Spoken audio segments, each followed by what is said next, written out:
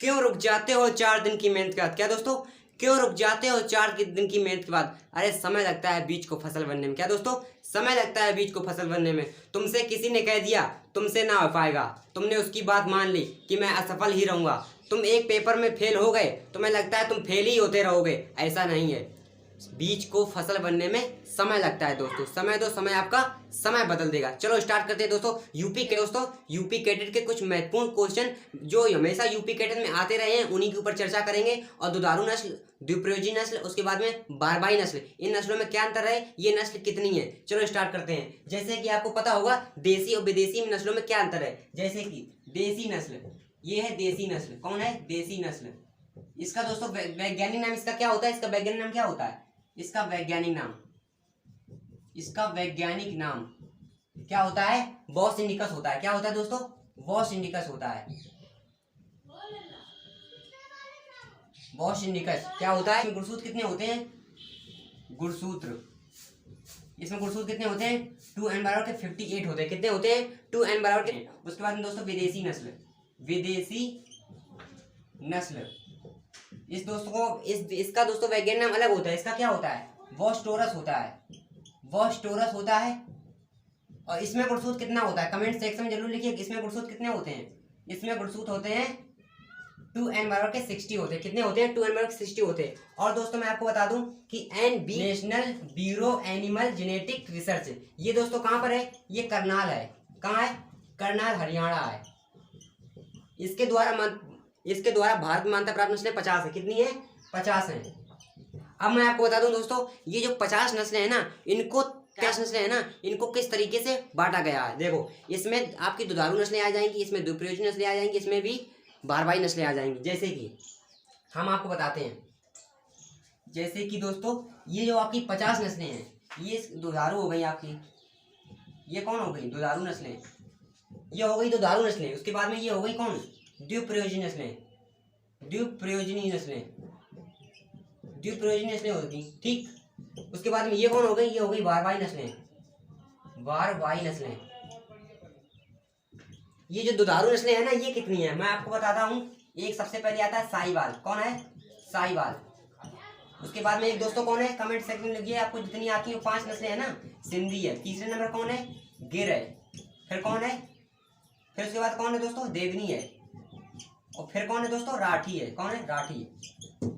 उसका द्विप्रयोजी नस्लें, हम आपको एक ट्रिक बताते हैं द्विप्रयोजी नस्लें की याद करने की, जैसे आपको बहुत जल्दी से याद हो जाएगा। देखना, ध्यान से देखना। हम थका अनिद्रा। जैसे कि हा से क्या होता है? हरियाणा। क्या हो गया? हा से हरियाणा मान लो, हो गया। ठीक है। माँ से हो गया मेवाती। ठीक, उसके बाद था से क्या होगा? थार पारकर। था से थार पारकर हो गया। उसके बाद का से क्या हो गया? कॉकरेज हो गया। क्या हो गया? कॉकरेज हो गया। एक नस्ल है ना आपकी कॉकरेज। उसके बाद में आ से क्या हो गया दोस्तों? अंगोल हो गया। क्या हो गया? अंगोल हो गया। ना से क्या हो गया दोस्तों? निवाड़ी हो गया। ठीक, उसके बाद ना से निवाड़ी हो गया। दा से क्या हो गया? दा से देवली हो गया। ठीक, उसके बाद रा से क्या हो गया? रा से राठी हो गया। हमने क्या था ना, देखो द्विप्रयोजी नस्लें वे होती हैं दोस्तों जो दूध भी देती हैं प्लस कृषि कार्य के लिए उपयोग मानी जाती हैं। दुधारू नस्लें वे होती हैं दूध अधिक देती हैं। बारबाई नस्लें वे होती हैं सिर्फ बोझा ढोने काम आती हैं। समझ, दूध कम देती हैं, उसके बाद सिर्फ बोझा ढोने के काम आती हैं। अब दोस्तों मैं आपको बता दूं, ये आप दुधारू नस्लें याद कर ले। 5 है साहिवाल, सिंधी, राठी, देवनी और गिर। उसके बाद में द्विप्रयोजी नस्लें आप ट्रिक से याद कर लें। ठीक है। हम थका अनिद्रा, हा से हरियाणा, माँ से मेवाती, था से थारपारकर, का से काकरेज, उसके बाद आ से अंगोल, ना से निवाड़ी, दा से देवली, रा से राठी। अब जो जितनी नस्लें बचे वो सारी बारबाई हैं। बारबाई नस्लें आप ठोक दीजिए, जितनी भी हो सारी बारबाई हैं। जैसे कि सबसे पहले कौन है? अमृतमहल। ठीक, उसके बाद में कौन है? पवार है ना। और एक कौन है दोस्तों? कैनकथा है। कौन है? कैनकथा है ना। उसके बाद में कौन है? गंगतीरी है ना। गंगतीरी हो गया। एक हो गया आपकी हल्लीकर हो गया। कौन हो गई? मालवी हो गई। एक दोस्तों नागौरी हो गई। कौन हो गई? आपकी नागौरी नस्ल हो गई। ठीक, ये आपकी नागौरी नस्ल हो गई। ये आपकी हो गई बारबाई नस्लें। ये मोस्ट क्वेश्चन यूपी कैटेगरी से यहीं से क्वेश्चन फंस चलता है, ज़्यादा से नहीं आएगा। ठीक है, मोस्ट क्वेश्चन जो है यूपी कैटेगरी से यहीं से आएगा और कहीं से नहीं आएगा। हम आपको दोस्तों आज बताएंगे ये 5 नस्लों के बारे में। साहिवाल, सिंधी, राठी, इनका उत्पत्ति स्थान क्या है। जैसे कि कभी एग्जाम में आ जाता है कि लोला नस्ल किसे कहते हैं। लोला नस्ल किसे कहते हैं? साहिवाल को लोला नस्ल कहते हैं, उपनाम इनके आ जाते हैं ना। अब इन नस्लों की देखो एनिमल हस्बेंड्री एक पार्ट में तो हो नहीं सकती आपकी, है ना, तो सीरीज बाई सीरीज चलाया करेंगे, ठीक है। रेगुलर सीरीज आपकी चलेंगी यूपी कैडेट के हिसाब से। यूपी कैडेट का एग्जाम आपकी बार क्रैक करना है, ठीक है। क्या करना है? क्रैक करना है। उसके बाद में द्विप्रयोजी नस्लें, वारवाई नस्लें, इनके बारे में हम बताते रहेंगे। जीवाणु में कौन रोग लगता है, जीवाणु और विषाणु में क्या अंतर है, ठीक है। चलो आगे बढ़ते हैं। साहिवाल नस्ल का उत्पत्ति स्थान क्या माना जाता है? साहिवाल नस्ल का उत्पत्ति स्थान क्या माना जाता है? बताइए, कमेंट सेक्शन लिखिए, साहिवाल नस्ल का उत्पत्ति स्थान क्या होता है? साहिवाल नस्ल, इसका उत्पत्ति स्थान क्या है? इसका मूल स्थान क्या माना जाता है? इसका मूल स्थान जो है ना, मूल स्थान, इसका मूल स्थान क्या होता है दोस्तों? पाकिस्तान का मांटगोमरी जिला होता है। क्या होता है? पाकिस्तान का मांटगोमरी जिला होता है, ठीक। कौन होता है? पाकिस्तान का मांटगोमरी जिला होता है, ठीक, मांटगोमरी जिला होता है। उसके बाद बात करते हैं दोस्तों, पाकिस्तान का मांटगोमरी जिला हो गया। उसके बाद बात करते हैं दोस्तों, इसको बात करते हैं इसका कॉमन नेम क्या है दोस्तों? कॉमन नेम, कॉमन नाम दोस्तों, कॉमन नाम क्या होता है दोस्तों? इसे लोला नाम से जानते हैं। क्या नाम से जानते हैं? लोला नस्ल, लोला नस्ल नाम से जानते हैं। बहुत इंपॉर्टेंट क्वेश्चन है दोस्तों, स्टार लगा लें। लोला नस्ल बहुत पूछी जाती है, ठीक है। लोला नस्ल के नाम से जानते हैं दोस्तों। इसका वितरण कहाँ होता है? कहाँ कहाँ ये पाई जाती है? वितरण कहाँ होता है दोस्तों? पंजाब होता है। क्या होता है? पंजाब हो गया, ठीक है, और हरियाणा हो गया, है ना, अपना उत्तर प्रदेश हो गया, ठीक। उसके बाद में कहाँ पाई जाती है नस्ल? इस जगह पाई जाती है। मोस्ट क्वेश्चन यहीं से आएंगे और कहीं से नहीं आएंगे। उसके बाद बात करते हैं दोस्तों, इसके और मोस्ट क्वेश्चन है, दुधारू नस्ल में जितनी भी दुधारू नस्लें, सबसे ज्यादा लैक्टोज किसमें पाया जाता है? दुधारू नस्ल में जितनी सबसे ज्यादा लैक्टोज होता है साहिवाल में। कितना होता है? हम आपको बताते हैं। लैक्टोज कितना होता है? लैक्टोज, लैक्टोज कितना होता है? लैक्टोज के कारण दूध मीठा होता है। कितना होता है लैक्टोज इसमें? 5.1% होता है। कितना होता है? 5.1% इसमें लैक्टोज होता है। बहुत अधिक लैक्टोज होता है। उसमें बात करते हैं इसमें बसा, दुधारू नस्लों में सबसे ज्यादा बसा इसमें पाई जाती है। कितनी पाई जाती है? सबसे ज्यादा बसा इसमें पाई जाती है दोस्तों। कितनी? 4.5% होती है बसा। कितनी होती है? बसा होती है। सबसे ज्यादा उत्पादन इसमें होता है। कितना होता है उत्पादन? उत्पादन 2000 से 2500 लीटर। कितना होता है? 2000 से 2.5 लीटर प्रति ब्यात, ठीक है। एक ब्यात में इतना दूध दे देती है, एक ब्यात में इतना दूध दे देती है। अब बात करते हैं गिर नस्ल पे। किस पे बात करेंगे? गिर नस्ल। इसका मूल स्थान कहाँ होता है? मूल स्थान क्या होता है? काठियावाड़ के दक्षिण गिर में। क्या है? काठियावाड़ के दक्षिण गिर में। क्या होता है? काठियावाड़ के दक्षिण गिर में, दक्षिण गिर की पहाड़ियों में,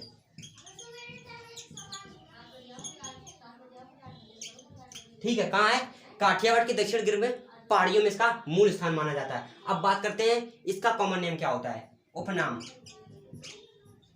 क्या होता है? रेडी, ठीक है। उसके बाद में दोस्तों, ब्राजील में इसे क्या कहते हैं? ब्राजील एक देश है ना, ब्राजील में इसे क्या कहते हैं? बहमान कहते हैं। क्या कहते हैं? बहमान कहते हैं, ठीक। अजमेरा और काठियावाड़ी भी कहते हैं। क्या कहते हैं? काठियावाड़ है ना, तो इसे काठीवाड़िया कहते हैं, काठियावाड़ी भी कहते हैं, ठीक है, काठियावाड़ी कहते हैं। उसके बाद में बहमान हो गया, अजमेर हो गया, रेड हैं, क्या कहते हैं? सूरती नस्ल कहते हैं, सूरती कहते हैं, ठीक है। इसके ये क्वेश्चन हो गए। अब बात करते हैं इसमें उत्पादन कितना होता है? उत्पादन इसमें बेसिक लीटर कितना होता है? बेसिक 18 से 2.5 लीटर प्रति ब्यात, लीटर प्रति ब्यात, ठीक है। और बसा एक बात याद रखिए, जितने भी दुधारू नस्लें हैं सब में बसा 4.5% होती है। सिर्फ सबसे ज्यादा इसमें होती है, ठीक है। इसमें कभी ऑप्शन 5 ही आता है, कभी कभी 4.6 आ जाता है ना। मतलब कि कहने का मतलब है सबसे ज्यादा बसा होता है साहिवाल नस्ल में, सबसे ज्यादा बसा होता है। लैक्टोज भी सबसे ज्यादा होता है। इसमें भी मिनिमम बसा कितना होता है? 4.5% इसमें बसा पाया जाता है, ठीक है। उसके बाद में बात करते हैं इसके और क्वेश्चन। इसका मुख्य विशेषता पूछी जा सकती है आपसे। मुख्य विशेषता क्या है? मुख्य विशेषताएं क्या? मुख्य विशेषताएं क्या? पत्ती के आकार के कान पाए जाते हैं। कैसे पाए जाते हैं? पत्ती के आकार के कान पाए जाते हैं,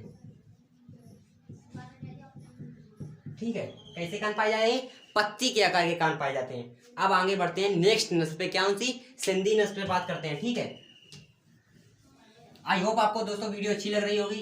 वीडियो अच्छी लग रही हो तो लाइक शेयर सब्सक्राइब करना ना भूलें और वीडियो को शेयर करें ताकि ताकि बीएससी फर्स्ट सेमेस्टर या सेकंड सेमेस्टर की क्लासें वो ले पाएँ। ठीक है, अब बात करते हैं दोस्तों सिंधी नस्ल पे। कहाँ? सिंधी नस्ल पे। सिंधी नस्ल दोस्तों, इसका मूल स्थान कहाँ माना जाता है? मूल स्थान, इसका मूल स्थान माना जाता है पाकिस्तान के सिंध प्रदेश में। कहाँ माना जाता है? पाकिस्तान के सिंध प्रदेश।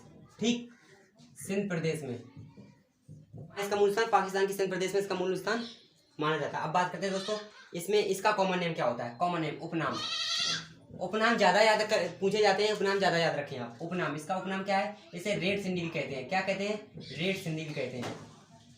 रेड सिंधी भी कहते हैं। ठीक है, इसकी विशेषता क्या है दोस्तों? मुख्य विशेषता, कभी कभी एग्जाम में आ जाता है कि इसकी मुख्य विशेषता क्या है? मुख्य विशेषता क्या है? लाल कमर। कैसी होती है? लाल कमर। ठीक, लाल कमर होता है। उससे पैर सुंदर और गर्मी के प्रति सहनशील। गर्मी के प्रति सहनशील, गर्मी के प्रति सहनशील होती है। ठीक, मतलब कि कमर लाल होती है, गर्मी के प्रति सहनशील होती है, पैर सुंदर होते हैं। ठीक है, गर्मी में ये रह सकती है। कितना होता है उत्पादन दोस्तों? दूध का उत्पादन, रेड सिंधी का उत्पादन कहते हैं। तो इसका भी होती है 1800 से 2000 लीटर प्रति ब्याज। ठीक, उत्पादन कितना होता है? 1800 से 2000 लीटर प्रति ब्याज इसका उत्पादन माना जाता है। ठीक है, आगे बढ़ते हैं। और दोस्तों हम आपको बता रहे हैं सिंधी नस्ल की क्या हो गई? सिंधी नस्ल की हो गई। ठीक है, अब बात करते हैं दोस्तों कौन सी? अब बात करते हैं राठी पे। ठीक, राठी नस्ल पे बात कर लेते हैं। राठी नस्ल के क्वेश्चन आ सकते हैं। राठी नस्ल क्या है? इसका मूल स्थान क्या है दोस्तों? पश्चिमी राजस्थान के बीकानेर एवं श्री गंगानगर क्षेत्र में ये नस्ल पाई जाती है। कहाँ पाई जाती है? पश्चिमी राजस्थान के, पश्चिमी राजस्थान के बीकानेर क्षेत्र, बीकानेर एवं श्री गंगानगर क्षेत्र में पाई जाती है। कहाँ पाई जाती है? पश्चिमी राजस्थान के श्री गंगानगर एवं बीकानेर क्षेत्र में ये नस्ल पाई जाती है। अब बात करते हैं दोस्तों इसका जो उपनाम है, मतलब कि दोस्तों कॉमन नेम है, राजस्थान की कामधेनु कहते हैं। क्या कहते हैं? राजस्थान की कामधेनु कहते हैं दोस्तों। क्या कहते हैं? राजस्थान की कामधेनु इस नस्ल को कहते हैं। ठीक है, अब बात करते हैं दोस्तों इसका वितरण। ये नस्ल कहाँ पाई जाएगी? ये नस्ल आपकी उत्तरी पश्चिमी जिले में पाई जाती है। ठीक है, श्री गंगानगर क्षेत्र में ये मिलती है। श्री गंगानगर क्षेत्र में मिलती है ये नस्ल आपको। ठीक है, अब बीकानेर एवं जैसलमेर, क्या है? जैसलमेर में मिलती है। कहाँ मिलती है? बीकानेर एवं जैसलमेर में मिलती है। ठीक दोस्तों, मतलब कि दोस्तों इसका वितरण जो जहाँ कहाँ पाई जाती है नस्ल, कभी कभी आ जाता है ना, उत्तरी पश्चिमी के बीकानेर एवं श्री गंगानगर क्षेत्र में ये नस्ल आपको मिलती है। ठीक है, उसके बाद आगे बढ़ते हैं दोस्तों। इसका उत्पादन कितना होता है? उत्पादन कितना पाया? 1600 लीटर होता है। 1200 से 1600 लीटर इसका उत्पादन होता है।